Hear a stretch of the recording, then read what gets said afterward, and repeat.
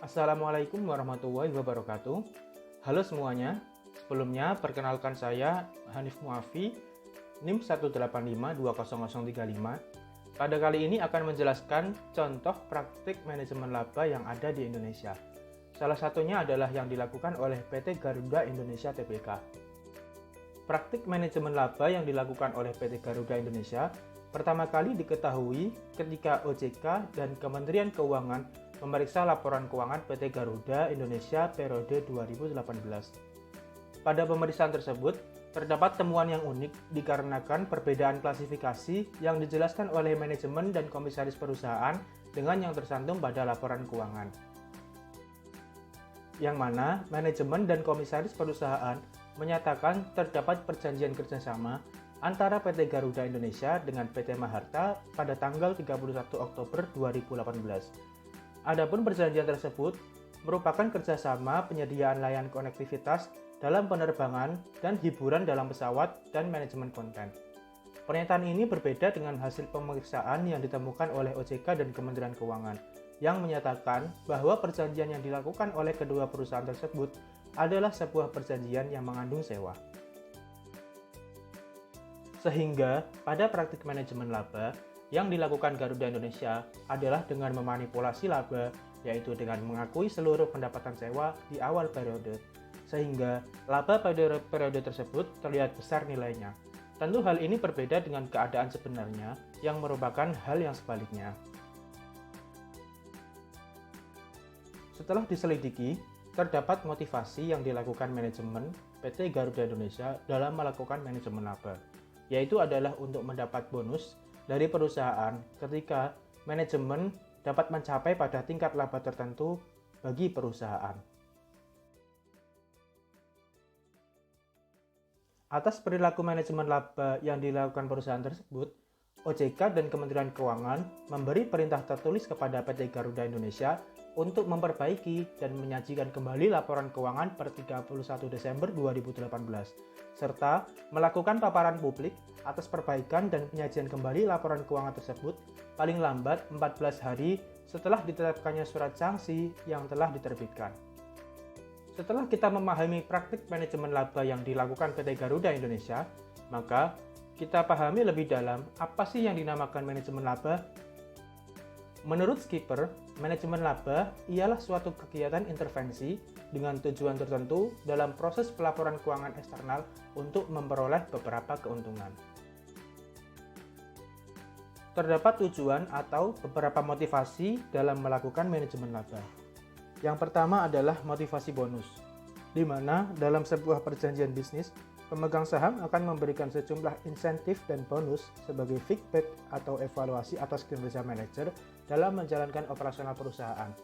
Insentif ini diberikan dalam jumlah relatif, tetap, dan rutin. Sementara, bonus yang relatif lebih besar nilainya hanya akan diberikan ketika kinerja manajer berada di area pencapaian bonus yang telah ditetapkan oleh pemegang saham. Kinerja manajer salah satunya diukur dari pencapaian laba usaha.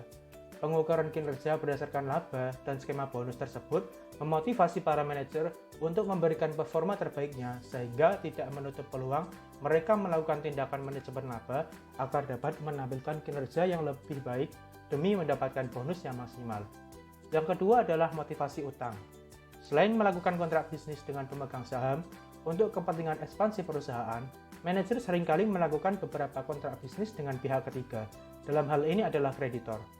Agar kreditor mau menginvestasikan dananya di perusahaan, tentunya manajer harus menunjukkan performa yang baik dari perusahaannya.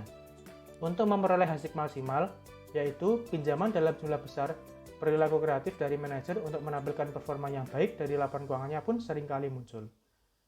Motif ketiga adalah motivasi pajak, di mana tindakan manajemen laba tidak hanya terjadi pada perusahaan go public dan selalu untuk kepentingan harga saham, tetapi juga untuk kepentingan perpajakan. Kepentingan ini didominasi oleh perusahaan yang belum go public. Perusahaan yang belum go public cenderung melaporkan dan menginginkan untuk menyajikan laporan laba fiskal yang lebih rendah dari nilai yang sebenarnya. Kecenderungan ini memotivasi manajer untuk bertindak kreatif melakukan tindakan manajemen laba agar seolah-olah laba fiskal yang dilaporkan memang lebih rendah tanpa melanggar aturan dan kebijakan akuntansi perpajakan. Motif selanjutnya adalah motivasi IPO. Motivasi ini banyak digunakan oleh perusahaan yang akan go public ataupun sudah go public. Perusahaan yang akan go public akan melakukan penawaran saham perdananya ke publik atau lebih dikenal dengan istilah initial public offering untuk memperoleh tambahan modal usaha dari calon investor. Begitupun dengan perusahaan yang sudah go public untuk kelanjutan dan ekspansi usahanya. Motif kelima adalah motivasi pergantian direksi, di mana praktek manajemen laba biasanya terjadi pada sekitar periode pergantian direksi atau CEO. Menjelang berakhirnya masa jabatan, direksi cenderung bertindak kreatif dengan memaksimalkan laba agar performa kerjanya tetap terlihat baik pada tahun terakhir ia menjabat. Motivasi utama yang mendorong hal tersebut adalah untuk memperoleh bonus yang maksimal pada akhir masa jabatannya. Yang terakhir adalah motivasi politis. Motivasi ini biasanya terjadi pada perusahaan besar yang bidang usahanya banyak menyentuh masyarakat luas, seperti perusahaan-perusahaan strategis semisal perminyakan, gas, listrik, dan air. Demi menjaga tetap mendapatkan subsidi, perusahaan-perusahaan tersebut cenderung menjaga posisi keuangannya dalam keadaan tertentu sehingga prestasi atau kinerjanya tidak terlalu baik karena jika sudah baik, kemungkinan besar subsidi tidak lagi diberikan.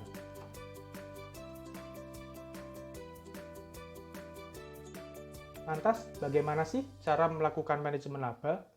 Ada beberapa cara atau teknik dalam melakukan manajemen laba. Yang pertama, melakukan perubahan metode akuntansi, di mana manajemen mengubah metode akuntansi yang berbeda dengan metode sebelumnya, sehingga dapat menaikkan atau menurunkan angka laba. Metode akuntansi memberikan peluang bagi manajemen untuk mencatat suatu fakta tertentu dengan cara yang berbeda. Misalnya, mengubah metode depresiasi atau penyusunan aktiva tetap dari metode jumlah angka tahun ke metode depresiasi garis lurus, dan mengubah periode depresiasi. Yang kedua, dengan cara memainkan kebijakan perkiraan akuntansi.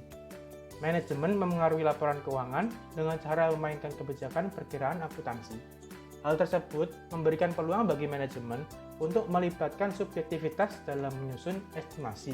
Misalnya, kebijakan mengenai perkiraan jumlah piutang tidak tertagih, kebijakan mengenai perkiraan biaya garansi, dan kebijakan mengenai perkiraan terhadap proses pengadilan yang belum terputuskan.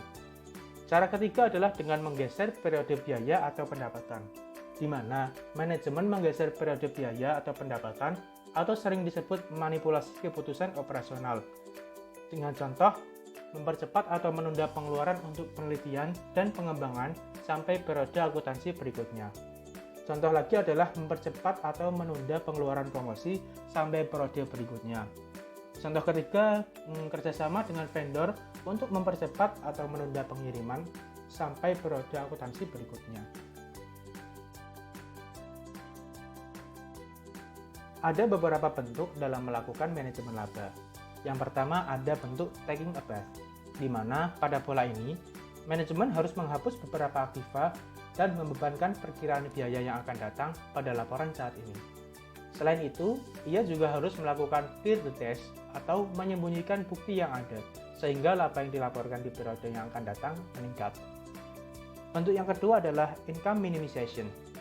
Pola ini dilakukan pada saat profitabilitas perusahaan sangat tinggi, gunanya agar tidak mendapat perhatian secara politis. Tindakan yang dilakukan berupa penghapusan pada barang modal dan aktiva tak berwujud, biaya iklan, serta pengeluaran untuk penelitian dan pengembangan. Bentuk ketiga adalah income maximization. Tindakan ini dilakukan pada saat laba menurun. Selain untuk mendapatkan bonus yang lebih besar, cara ini juga bisa melindungi perusahaan saat melakukan pelanggaran perjanjian utang. Tindakan yang dilakukan manajemen adalah dengan memanipulasi data akuntansi dalam laporan keuangan. Bentuk keempat adalah income smoothing. Bentuk ini mungkin yang paling menarik. Hal ini dikarenakan dengan meratakan laba yang dilaporkan untuk tujuan pelaporan eksternal, terutama bagi investor, karena pada umumnya investor lebih menyukai laba yang relatif stabil.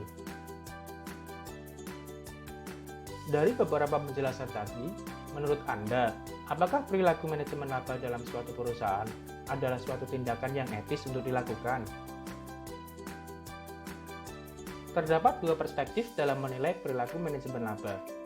Pada perspektif pertama, menyatakan bahwa tindakan manajemen laba adalah suatu hal yang positif, karena dianggap sebagai suatu hal yang wajar dan rasional untuk meningkatkan fleksibilitas dalam pelaporan keuangan.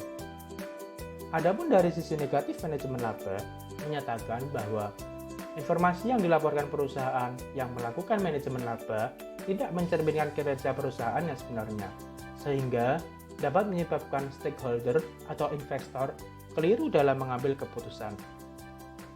Jadi, terdapat sisi positif dan negatif dalam melakukan manajemen laba.